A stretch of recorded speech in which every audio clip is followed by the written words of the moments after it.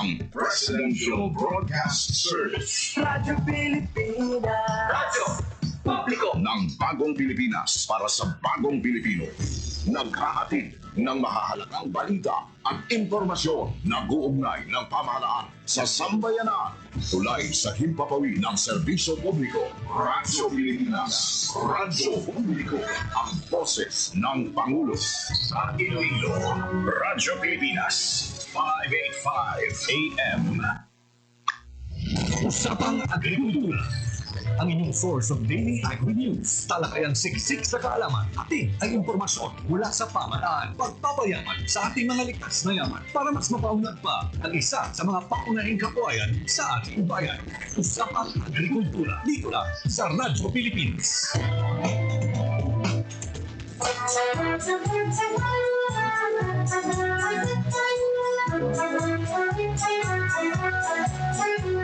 It is common among families, especially in the countryside, to own several hectares of land. Mostly were inherited from the older generation and passed to the later generations. However, as time passes by, only a few of the current generation would have an interest on the vast land they have inherited.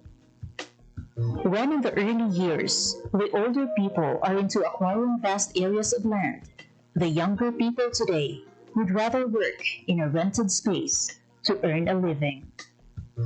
This is the case of husband and wife Jose Roy Dipon, a seaman by profession, and attorney Emeline Arboleda Dipon, a former Capiz Penro and the founder of the Tree Huggers Movement Incorporated, who owned a few hectares of land but would eventually buy the portions owned by their immediate families. They were able to acquire a total of 20 hectares of land. The problem, however, most of these lands used to be sugarcane and corn plantations. These are lands with no existing trees and other vegetation, as required by the prior crops. Seeing the sorry state of the land, they decided to start planting it with fruit trees, and with the help of a friend who offered them seedlings of cacao trees under a pay-later scheme, they made the first step of what is now a plantation of more than 3,500 fruit-bearing cacao trees, covering at least 4 hectares of land, and the planting continues today. They have also started planting other fruit-bearing trees. As Jose would say, they planted the cacao trees without any prior knowledge on how to take care of the crop and how to manage it. During the pandemic, Jose decided to stay for good and get serious with farming and cacao planting. He attended several trainings about cacao management and value-adding products. This gave birth to the Dariagan Arboleda and Dipon, or Dad's Farm in Barangay Old Gia, Maayon, Capiz.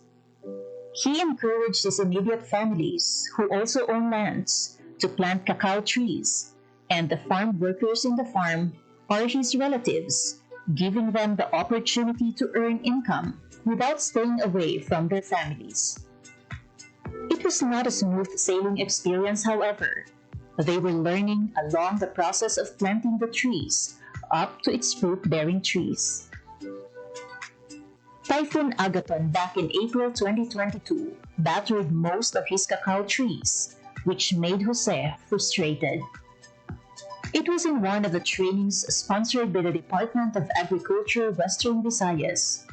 Jose's passion reignited after one of the speakers told him to consider his losses as an investment. While they had started producing tablea back in 2015, Jose and Emeline decided to start producing chocolates in 2022 after he retired working overseas. Today, Ogia, the chocolate brand, which got its name from their barangay, is seeing supply around Capiz and Iloilo. They have also brought their chocolates to Manila, especially during exhibits. Ang tiyempo gid lang ya ang nagtulod sa akon nga maggulpi untat sa pagka OFW, pagkasiman tungod sa pandemic. Do nahadlok man ko nga at that time grabe gid ang infection sa all over the world. Nag-decide na lang gid ko nga maguntat kay tuod nakita ko naga-fruit na ang amon nga mga gintanong nga kakao amat-amat nagadamo. Dito na ko nagumpisa dayon nga ibalik namon ang tradisyon sang pagubra sang tableya. At the same time, dito na ko naga-research upod sa mga taga-DA to add value sa kakao. So dito nag-umpisa na ang paglantaw ko sa fine chocolates na bean to bar. Sa umpisa, ang bulig nga una ginhatag sa akon sa DA is encouragement. Tungod nga nakaumpisa na kami, gindugangan na nila ang amon nga mga knowledge sa pagtanong, sa pag-propagate paged, kag ang isa paged is may mga interventions na sila like mga seminars. Dito giko na appreciate ko gid ang mga seminars kay kadamo-damo gid ko natunan. Aside from that nga hindi gid ko ya nagdako sa uma, city boy ako ya. So wala gid ko idea. Ang DA lang gid ang nakahatag sa akon sang basic knowledge. Dito man nagumpisa ang akon nga love sa pagpanguma, no?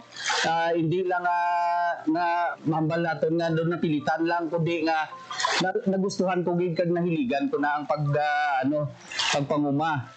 Ang DA madamo na sila sang ginpangatag sa akon ng mga sa amon nga pag harvest ining mga tree namon, ang mga water impoundment namon ining mga drums, ang rotavators, greenhouse, ang technical support, kag ining may mga ginahatag sila nga mga abuno man.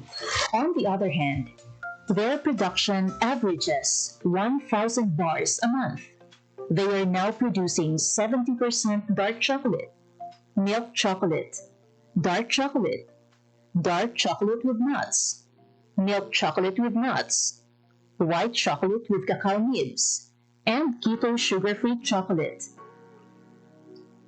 In the recently concluded Cacao Congress in Cebu City, Dad's Farm Chocolate placed third in the Philippine First Flavored Tableya Making category out of 25 MSMEs in Waterfront Hotel Cebu last July 29, 2024. He infused red mullet or oven-cooked salmonete and nipa syrup in his Tableya entry, proving that the chocolates produced in Capiz are now at par with the quality of other established producers across the country. Through the High Value Crops Development Program, or HVCPD, of the Department of Agriculture Western Visayas, Dad's Farm received additional farm support and implements. HVCPD provided them a rotavator, greenhouse, solar plastic, and drums for water storage. These, along with several training programs on cacao production and value adding, are in place as part of the continuing support of DA Western Visayas to the cacao farmers. The region produces around tons of cacao seeds every year.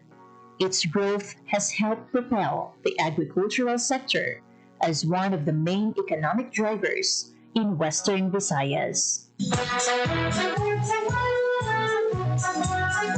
This is your Department of Agriculture, Western Visayas.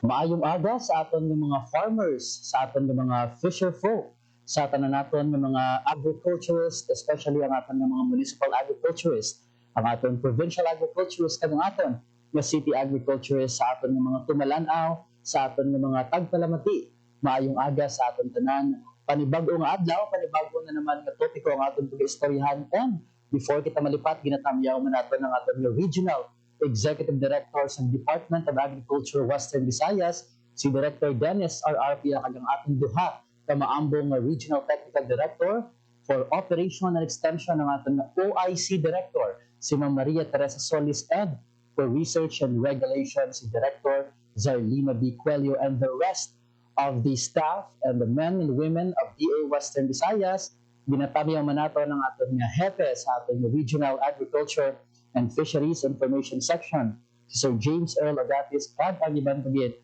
ng mga personnel sa ating Information Section. Maayong agagid sa ating tanan. So mga adlaw, pag-istoryahan naman niya naton ang suporta kag assistance nga ginpalabot sa aton mga farmers gikan sa Philippine Crop Insurance Corporation Regional Field Office 6. Ginatamyaw man naton ang Regional Manager sa PCIC, si Ma'am Eva Yuli Laud, and kaupod naton subong ang OIC Regional Manager sa PCIC 6, si Ma'am Alicia Arnaldo. Ma'am, good morning and pagpanamya sa ating mga tagpalamati.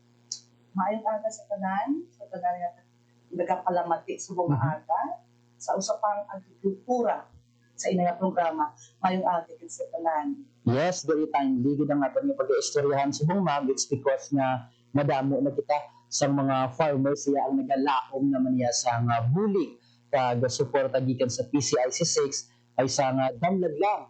May ari kita mga farmers nga ningin apektado sa nga bagyo upon sang halit nga dala naman nga ni Bagyo Krising. Gani istoryahan naton subong dinhi sa Western Visayas ang kabugusan upon nga kadakuon sang banyos sa agrikultura dinhi sa aton nga rehiyon bangod sa Bagyong Krising. Sa aton nga una pamangkot, ma'am, ano ang kabugusan upon na kadakuon nga danyos sa agrikultura dinhi sa Western Visayas, dala naman iya upon tuga sang sining weather disturbance. Una sa tanan, mga kapatid backgrounder. Yes. Hindi lang si Krising ang nag-iko sa atin. No? Yes. Ang onset na Krising, July 17. Yes. Naglawig ni siya kay nagsulod si Dante at si Emong. Nag-peak siya sa July 25. So, meaning kasi, 9 days yun Yes. na naapituhan ang aton mga uma. Ang CPCIC, basta epidemic pala, ang calamity. Yes. Kaya alam na sa aming sistema na activate natin ang general assessment. Kaya ang ilan na purpose na makita dayon ano gid pala kadako at ano gid kadamo ang aton nga na-damage sa aton nga mga kaumahan. Ang ginistoryahan natin sa ang umalang alay ha sa mga Yes. kaya mo ng general assessment team natin malibot din na sila. Na as a result of that, ang resulta sa ilang paglibot, naka-establish kita na 30 to 70% ang damage Yes. sa aton nga mga kaumahan. With that, no, ang sa aton abino, unang tawon mo na siya, ang 30 to 70%, nagapari na siya, nagalain na siya sa kada probinsya. Yes. Si Aklan, ang iya pinakataas na madaang damage is up to 30%. Kasi ang tiki naman yan, 25 to 70%. Si Capiz is 25 to 80%. Si Negros, 30 to 70%. Si Iloilo is also 0 to 30%. If you notice, ang natabo diri, ang natamkan nato diri sa atong probinsya, si Capiz, damo na sa atong nga mga kapituhan. Kaya na mahaan, ang laway, pagkikitin din na sa tubig, kag na butangan, may mga lupa. Dako na ang madamage sa ila. Kung ano na to,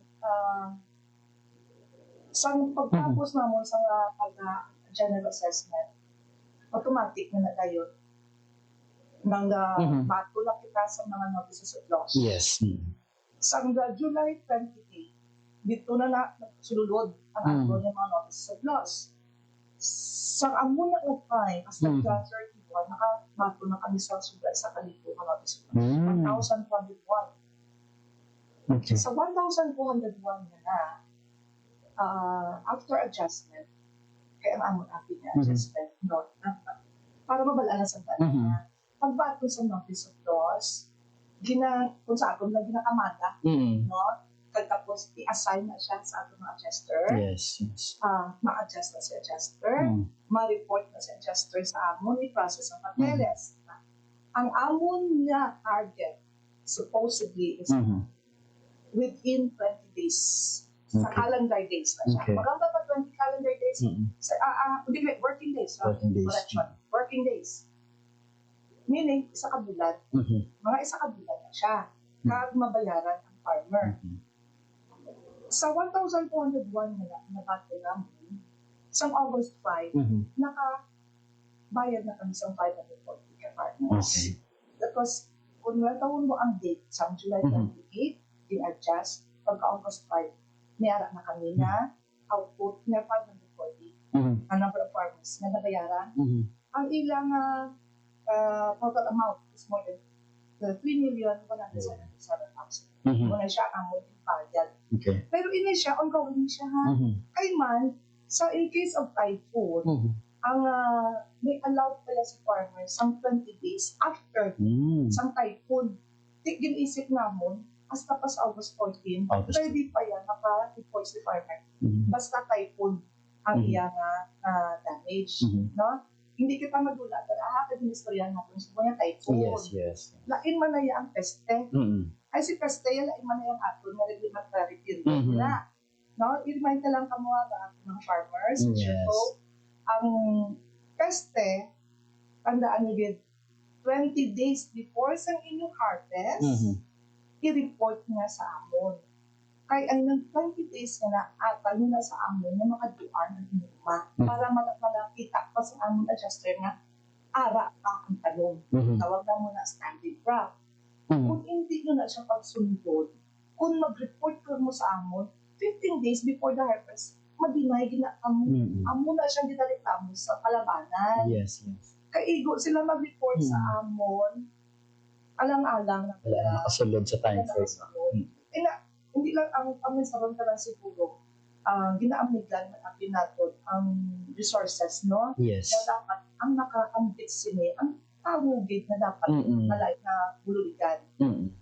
So, may obligasyon ka mo na mga farmers and fisher folk, may Mhm. obligasyon na sa PCIC. So, ang obligasyon ninyo is pamatian din kami kung ano ang awal na niya na required sa inyo na dapat hindi mansubon para mabayaran ka mo. Wala kita makaproblema. Mhm. Naamo na siyang atong tandaan na basta sa Yes. flood, kag sa typhoon, flood, kag sa disease. Mhm.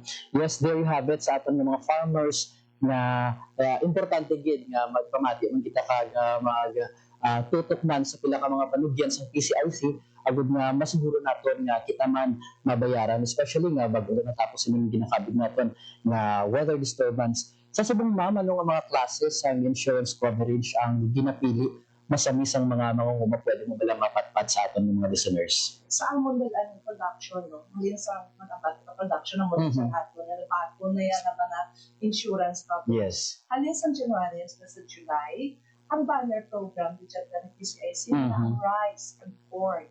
Mhm. Pero sa subong, ang nagwa sa amon, ang number 1 is rice. Mhm. Nagpangaduha si livestock. Okay. Kahit tungod sa dulo sa natabo sa ASF, Mhm. no? Yes. Naging vigilant ka ang mga tao Mhm. na mga damog na yan ang cover sa amon sa livestock. Tapos, pangatlo, sport. Mhm. Ang pang-apat, magaling si non-crop insurance. Mhm. Tapos meron kayo ito fisheries kang high value crops. So amo ni siya mga programa, top 3 gid si rice, si livestock, and si corn. Mhm. Sa subong nga, January to July, Mhm. production naman. Pero remember, hasta pa ni kami sa the second cropping pa kita. Nasik mag-ilis ini siya after siniya sa July kasi wala ta kabalo kasi magkali na lang ibang natin na lines. Yes, No? yes. Kaya kita pa kunat mo sa value crops na doon bala. Ginatutukan na naman subong kay may mga pundo ang pinakasulod kay PCIC na dapat din namin i-gamiton para mabenepisyohan naman yung ating mga coconut farmers. Yes.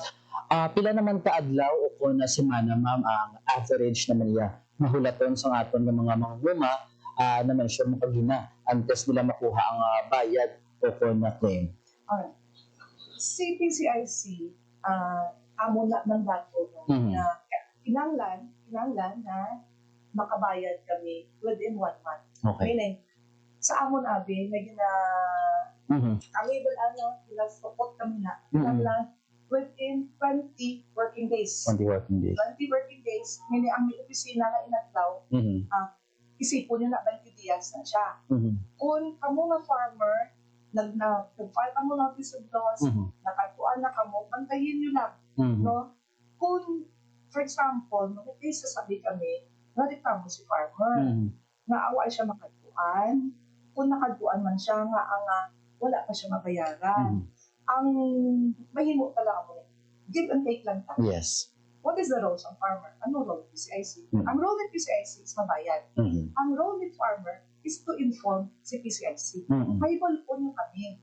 Kung nagkatag na kamo ang muna galit notice of loss, inabalo nyo kami, na-damage ka mo. So, ang umuha naman na namon, sige, inspect, process na. Okay.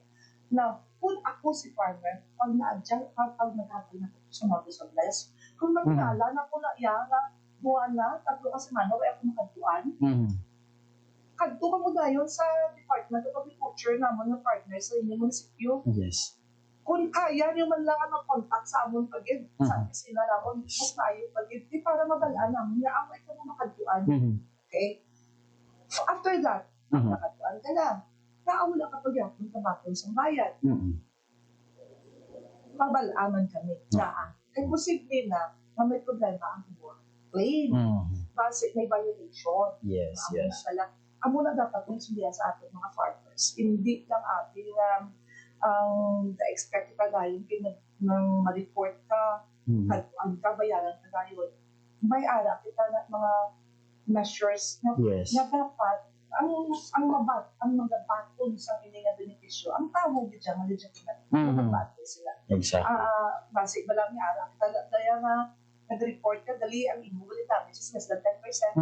Kaya automatic na si farmers mo, pag bagyo na yan, wala yan pa na malibot, mamata nyo na siya sa lapis. Lapis of loss. Okay, okay lang na natin vigilant siya. Pero remember, kung mag-atag kami sa amos ang notice of loss, napadala kami sa tao. May Yes. gasto na. Pero kung nakita mo man lang, mga farmer, wala man lang balik na Portion ko. po. Pwede na siguro, paiway lang anay.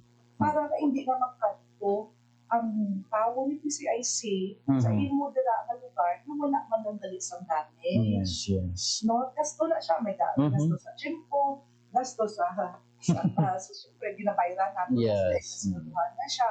Matani, kung mo ay kung tani, hindi sa chimpo, din spend niya makatulong sa imo, wala man lang dalit sa loss, kagtuya tuya sa umama, may loss yun. Ang wala bala, remember, Abi, hindi lang bala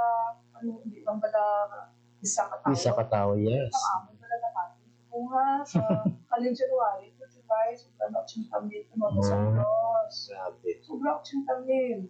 Tigadugang ka na nadugang. Sa July 31 lang na, 80,000 plus na kamingan natin sa loss na nabaton. Di, gadugang na nadugang. That's why, tagaan naman kami, medyo kalawig-lawig po naman, hindi ka pasensya sa pero ang mga na, balo na kami, para na-intindi man kami sa new site, Yes. alam mo na siya. So, 20 working days. Now, may-ari kami subukan ito-produce ang tablet adjustment. Ang 20 working days is, amo na siya nakagpuda sa adjuster, tibuto niya, kag-isulat niya. Subo may gina-introduce niya, tawag ng tablet adjustment. Okay. Si tablet adjustment na niya, tablet na technology na ginagamit natin. Wala na sa papel, dara na siya, makagpuda sa adjuster, kuhaan na picture ang kuhaan na picture kung ano ang lapat ng damage, kuhaan na picture si farmer, naupod sa iyo uma. Kaya di din siya na siya, naamo na siya ang tagiya sa uma. After that, materma na si farmer sa tablet. Pagtapos terma, padala na approve na siya. Meaning, nakat namon ang amon na claims settlement. Yes. Nahibo na siya. From 20 days, pwede namon siya as early as 7 days, as long as 15 days. So, 7 to 15 days, basta tablet adjustment. Amo na siya ang amon. So, hindi na try, namon niya i-introduce na po na sa Yes, yes. panis na dasi natin pagkain sa farmer. Isa man ka mga best practices, ma'am, no, ang tablet adjustment. And na-mention mo kanina nga, isa man sa mga pagpangangkat at yung mga challenges nga dapat ang aton mga farmers mga vigilant man at the same time nga isugid man no kung ano ang matuod may kaangtanan sa damage naman niya sa ilang talamnan. And speaking of challenges, may mga kabudlayan pagit pala ma'am nga na-experiensyahan ang aton nga talatapan, especially when it comes to validation kag pag-assess sa aton nga mga claims pagkatapos ang bagyo.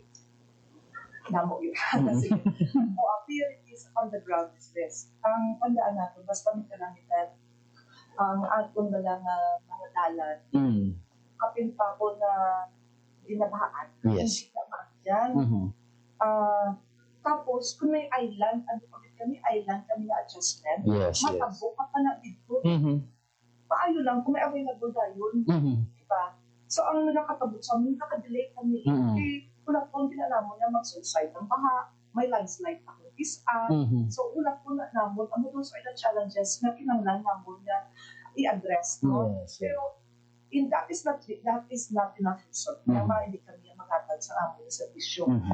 Pag gina kami ang amon mga adjusters, buwak din na sila. Masila ulan man dahil sa nabaha ka na, sige lang. Kaya para na makatuan nila ang iwasan natin mga beneficiaries.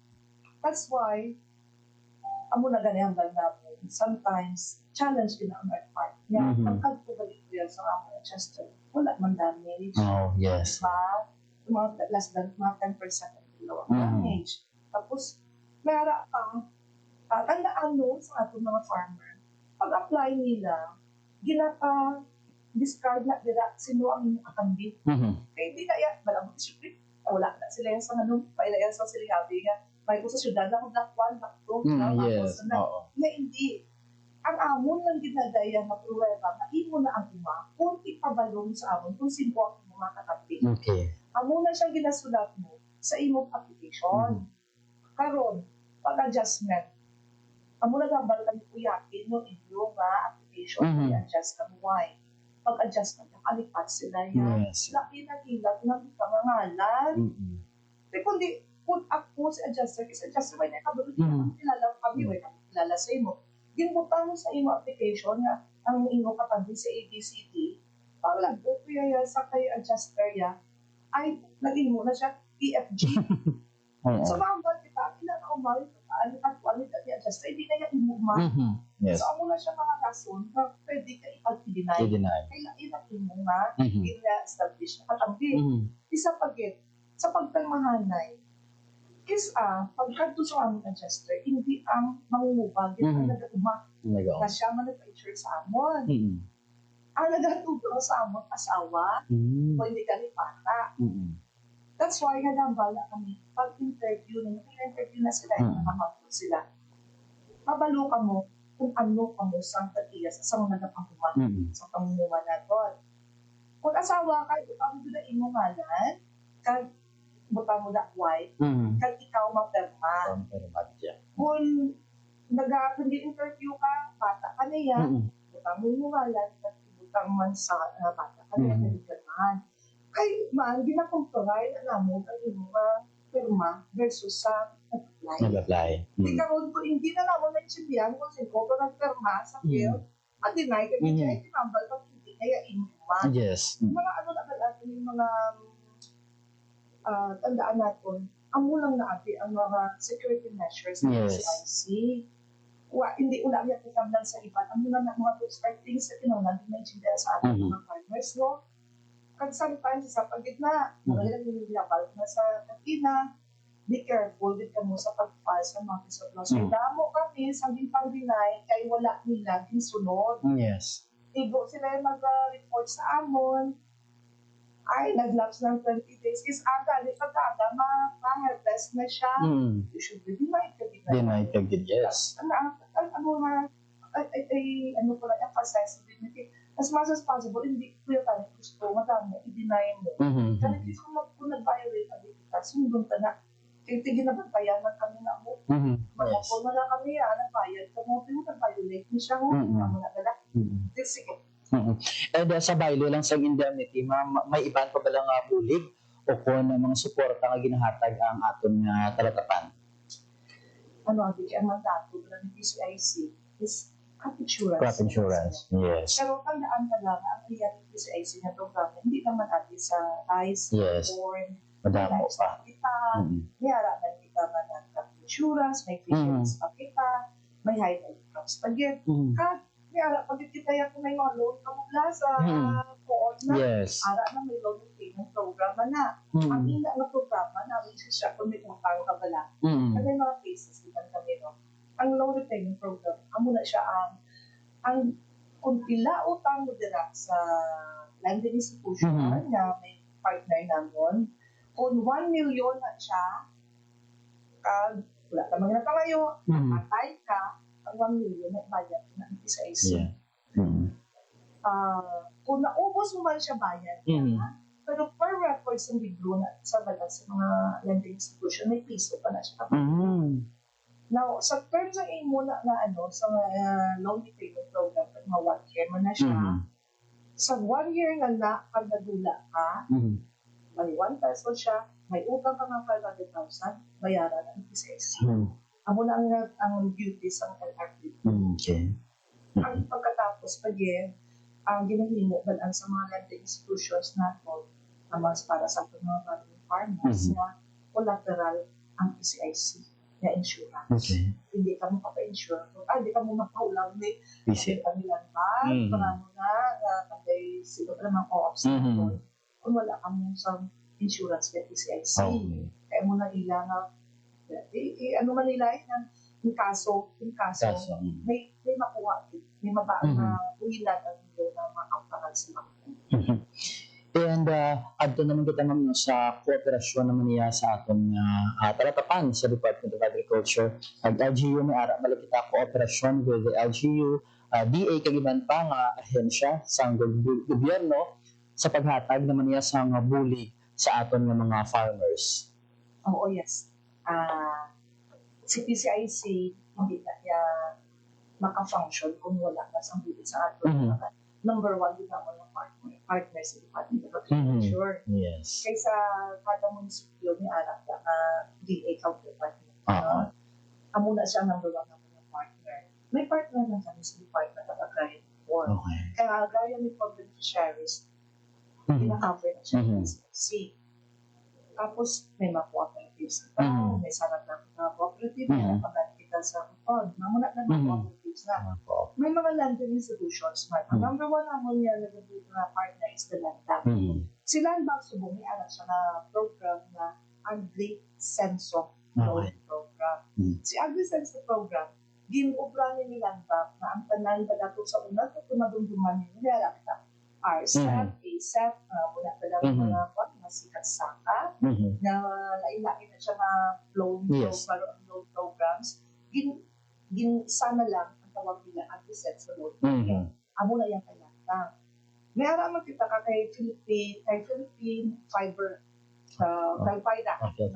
Kay tungod nga may ara kami na pinapag-cover ng mga abakaso sa kanila. So, partner man na sila. Sa LGUs, right? Sa Iloilo Province, nagpasulod sa amount si LGU Province sa kay PCIC under sa ilang asigurado program. Ang amount na is 15 million. Sila ang ma-identify kung sino ang pinaka-cover. Libre na siya using ang 15 million na. Tapos, si Capis may araman, ang Calamity Crop Insurance Program ni Capis, 3 million man na yan ipasulod sa atin.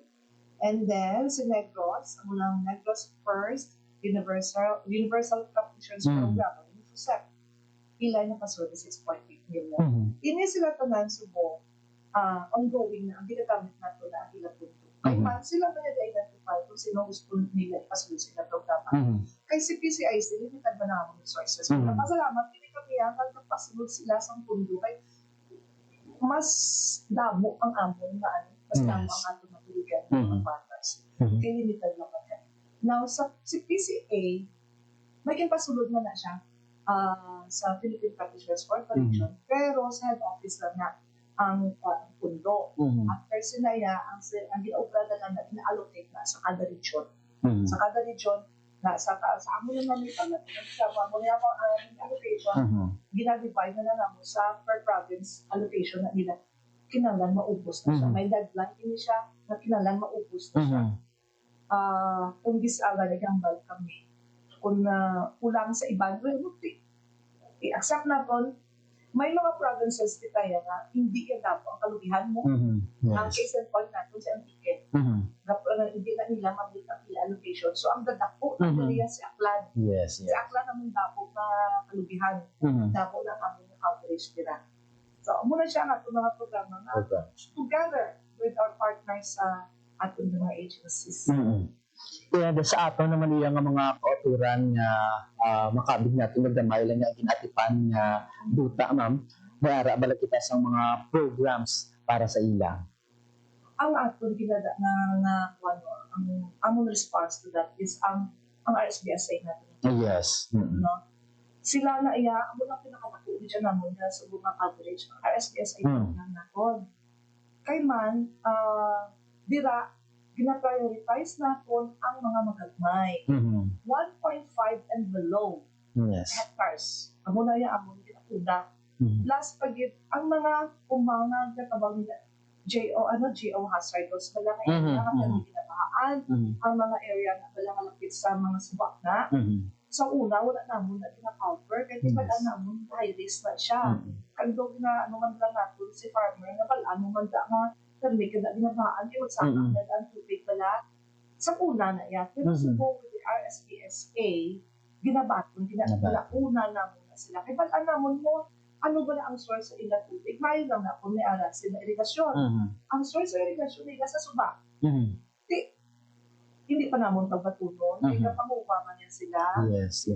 That is why niya, sa program ni RSPSA, bigay sa ina.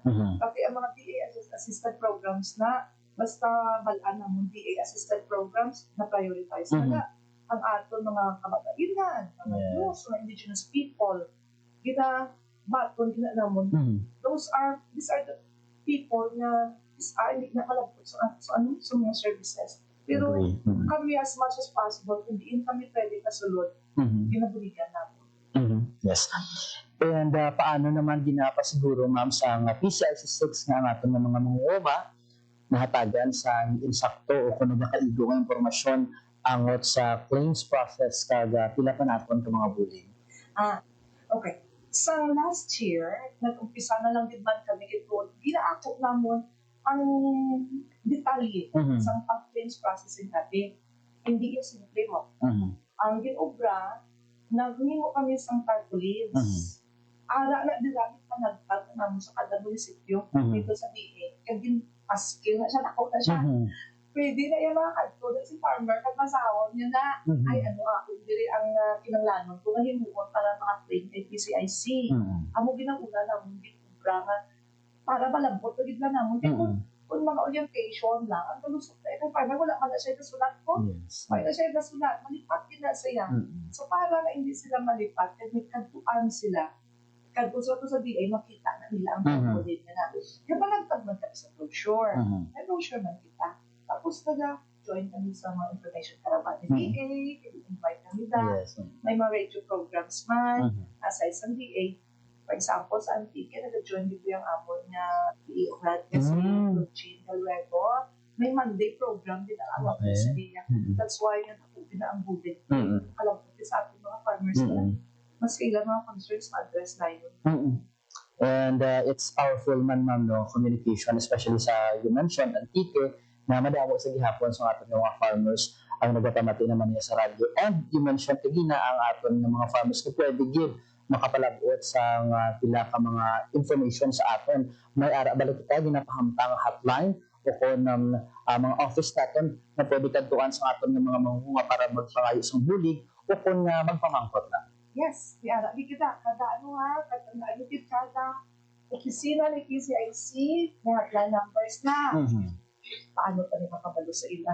Sige, pwede. Tagigil na siya, ma-mention na ni flash lang nato sa screen. May ara kita sa Aklan na hotline. May ara mag-Antique, sa case, Iloilo, Negros, sa regional office natin.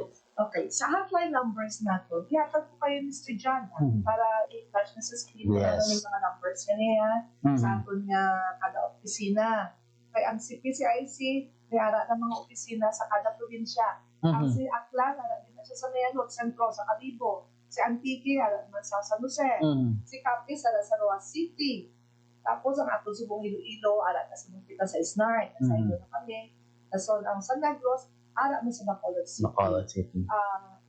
Panani sila may mga hotline numbers sila, no? Sometimes, tandaan yung mga na pa nila hotline, pati ang amon nga mga PEO heads, ginatag na nila ilang telephone number, ang ato yung mga underwriters, ginatag na nila ilang telephone number, Mga personal. personal number na para lang yun ma-post ang ato na pag-communicate sa kada isa. Malabot kami anytime, no? Ang nagkis-alang galing, ang downside lang sina, kasi farmer, wala nang naisip sa oras, mas bigyan manawag.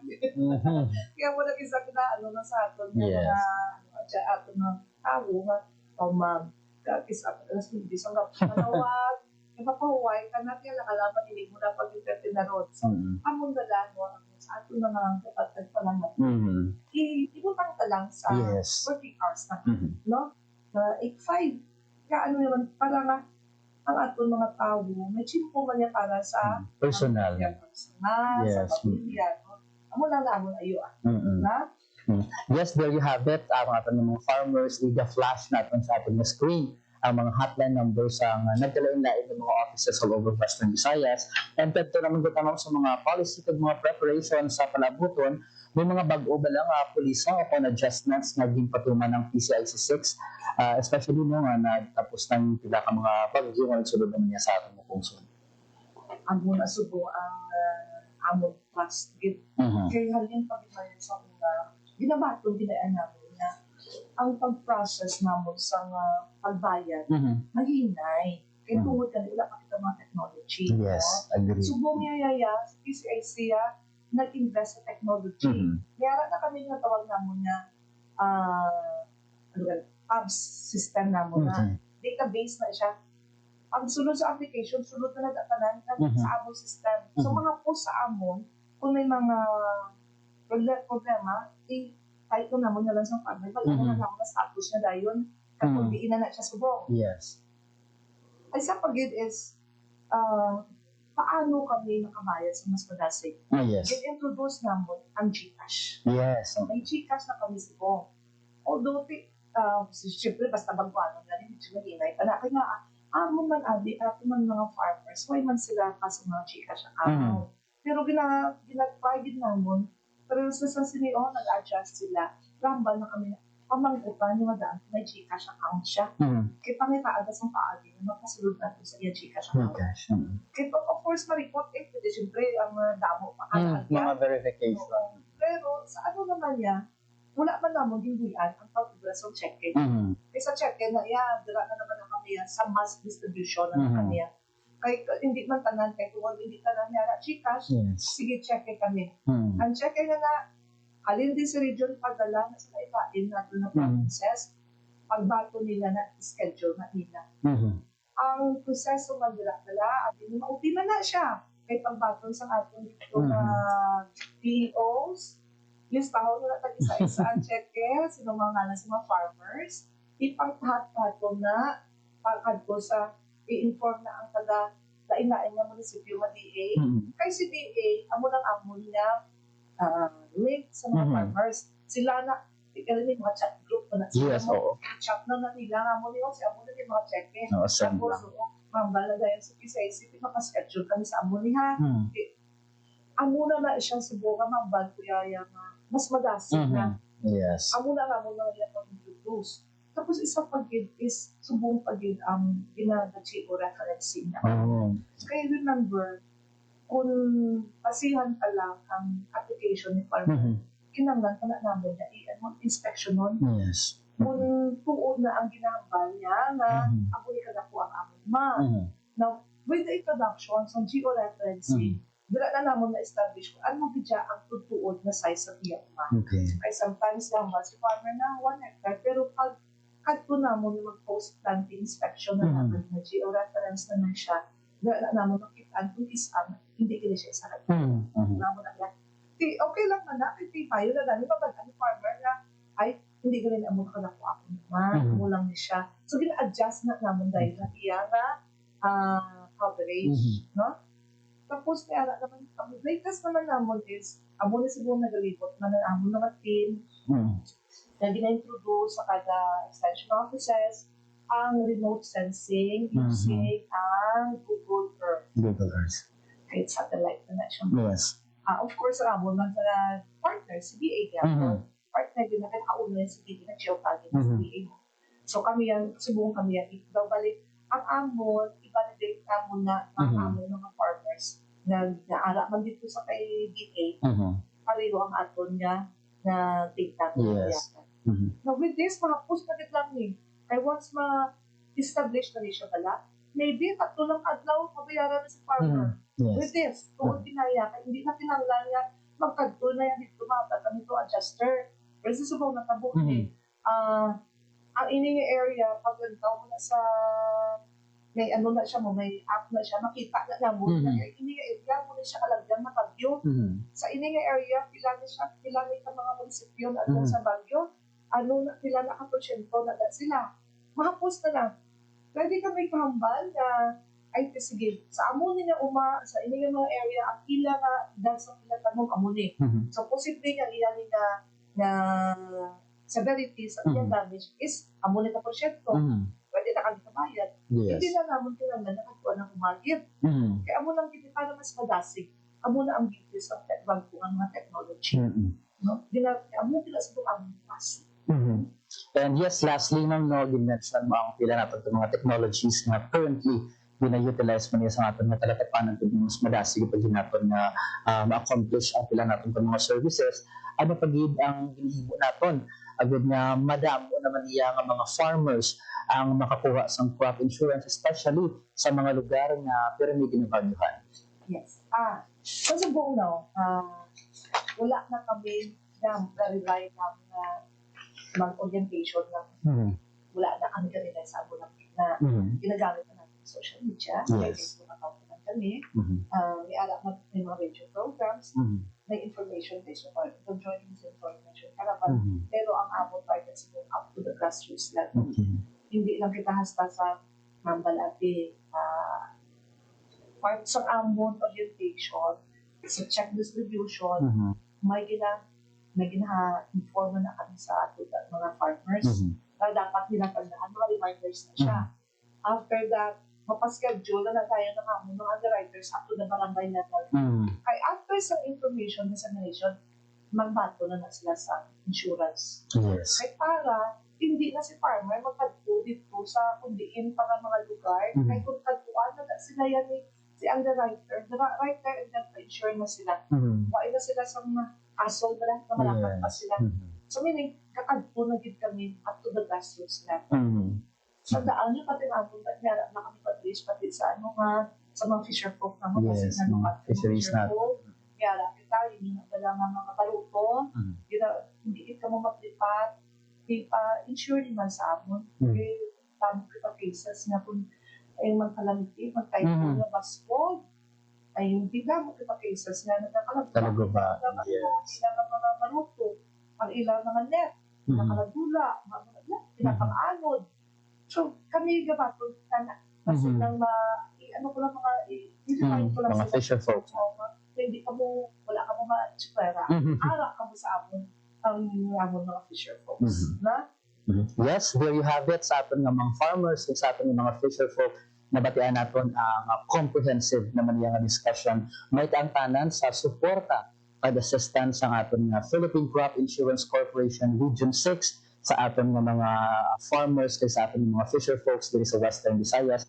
And once again, ang ipauupod natin ang OIC Regional Manager si Ma'am Alicia Arnaldo. And lastly, ma'am, ang mga panugyan, kaya yung mga gusto balik ang shout-out o ng mga pagtanyan.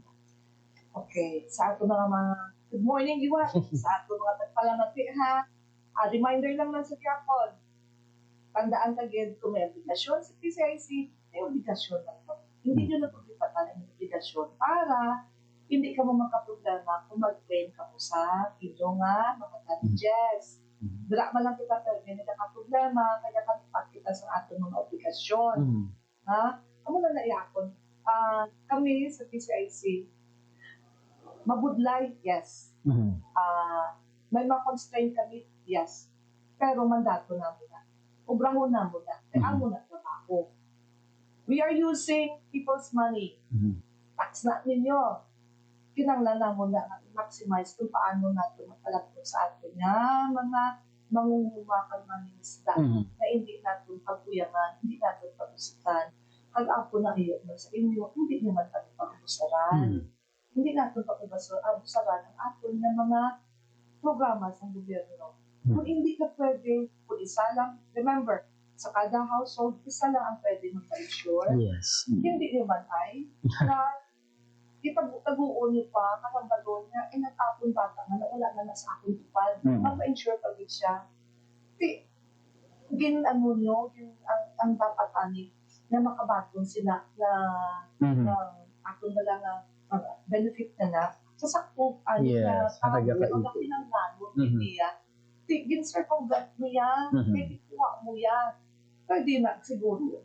Tandaan ka lang, kung may beneficyo sinadinatan si government, hindi lang natin pag-usapan. Yes. Ang mga tandaan ka din na atin, yung mga frustrations na ako mo, na isugit ko na lang sa pag-check distribution, dala na nga mo makita lang, tibut kami, may nanay, may tatay, may bata, hindi ka pwede ha, parihong langit. Kung hindi kaya pwede kami, hindi lang.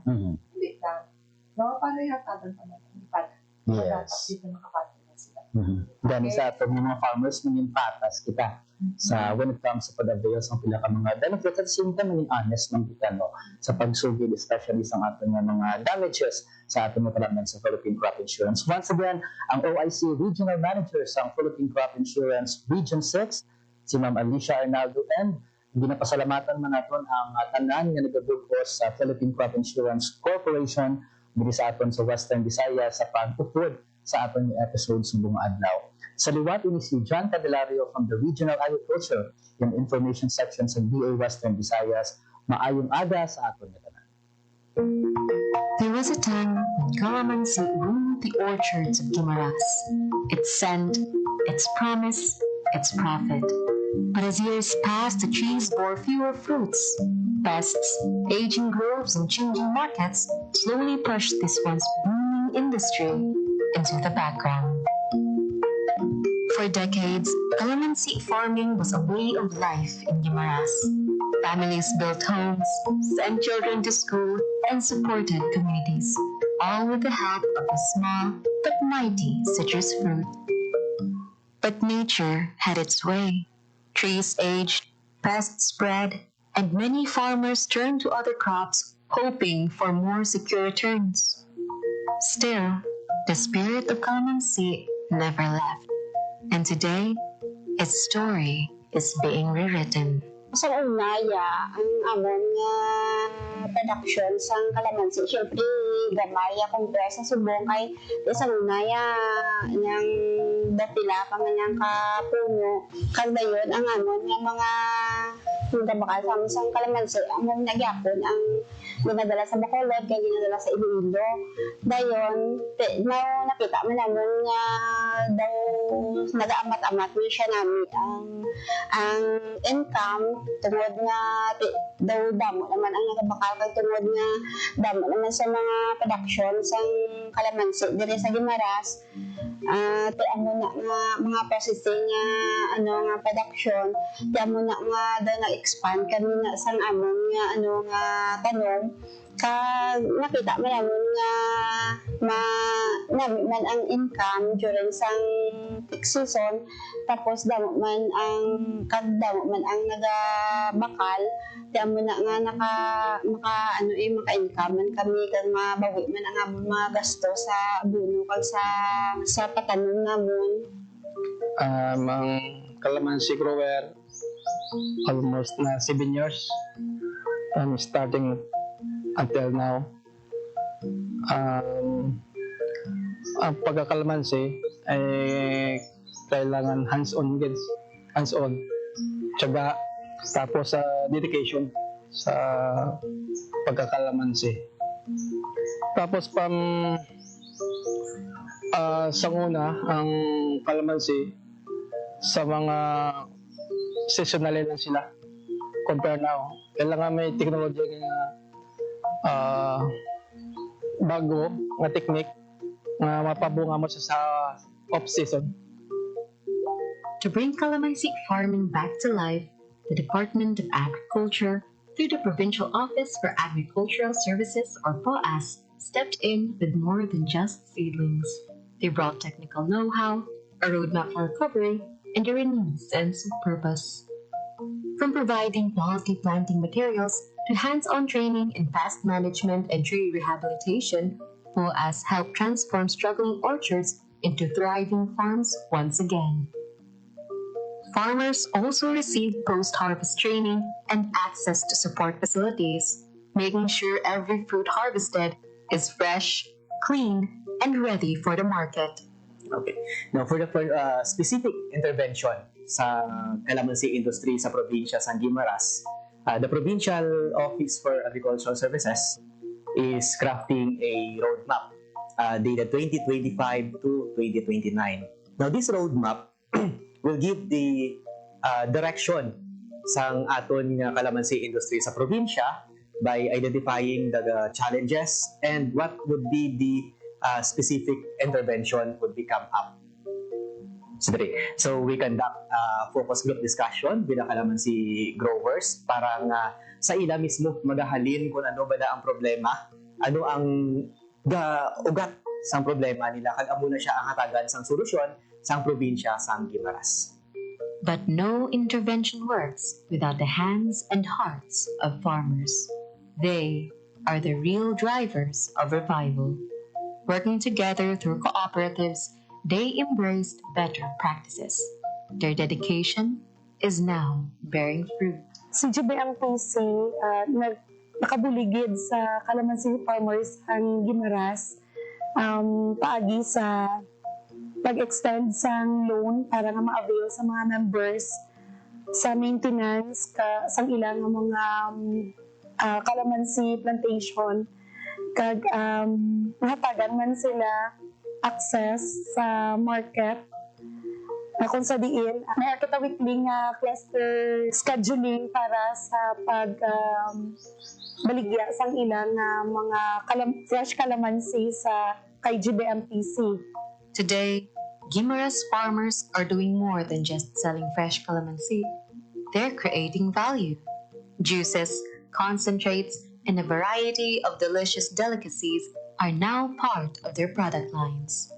With support and training, they've reached pasalubong centers, groceries, and even online stores. Farming has become agribusiness. Ako isa ka calamansi processor sa Barangay Rizal, Hordan, Guimaras. Ang akon nga association, iya sa Guimaras Herbal Growers Association, kag Poblacion Farmers Association sa Hordan. Mga supplies ng calamansi ginakuha ko sa amon mga members na nagaproduce sa mga calamansi growers. Inspired yun sa akon sa pag-produce ng calamansi, pag-process ng calamansi juice. Amo ang pagbulig sa akon mga member farmers nga pag mag-oversupply ang calamansi, hindi sila madunutan kag hindi makadto sa wastage ang ilang mga product. And along the way, nakita ko ang needs ng kabataan nga kinahanglan ma-avoid nila ang mga sodas. So nag-decide ako nga mag-supply sa central school, sa mga elementary school children. And nakabulig man, more or less nakabulig na sa akong income. Aside nga ang kabataan, makainom sang healthy drinks. But revival is just the beginning. To keep the momentum, the Department of Agriculture and POAS continues to lead the way, helping farmers integrate calamansi into diversified farms, improving nursery operations, and strengthening market access. It's a long-term vision of sustainability, where tradition meets innovation and every orchard becomes a livelihood for generations. So, in terms of the challenges in the low yield production in calamansi industry in the province, the provincial government procured a farm production inputs like the organic and inorganic fertilizer. So, pag ma-identify na namon si farmer, we're going to go ka mag-visit sa ilang farm, i-assess namon kung ano ang really nga needs nila. Tapos dira kami maghatag sa amon nga specific nga intervention based on the actual scenario sa ilang farm. Through POAS, may ara kami sang naka-reserve nga buffer stocks of the pesticide and insecticide. So, ang himuon lang ni farmer is mag-submit siya sang report nga may infestation sang specific nga peste sa iyang kalamansi, and then ang POAS is magakato sa ilang farm ka maghatag sang nagakaigo nga technology upod na ang mga pesticide and insecticide. Limited market access. Amo na siya ang isa ka dako gid nga challenges nga ginatubang sa aton nga kalamansi growers diri sa probinsya. But sa liwat, nagapasalamat kami sa Department of Agriculture through High Value Crops and F2C2, masila naghatag sang processing center diri sa isa ka cooperative sa probinsya sang Guimaras. Now, ano ang makabenepisyo sina? So, ang mga farmers naton sang kalamansi growers is direkta nga pwede makabaligya sa cooperative, which is the Guimaras Brethren Multipurpose Cooperative. And then, the Guimaras Brethren Multipurpose Cooperative, amo na siya man ang mag-cater sang other nilang nga supply, kaya ginabaligya mo na siya outside in the Guimaras. So, ang role ni province is to connect the farmers into the cooperative. From struggle to strength, from decline to resurgence, calamansi in Guimaras is more than just a crop. It's a story of resilience, reinvention, and the enduring spirit of a farming community that never gave up. The future is bright, the fruit is green, and the comeback is real.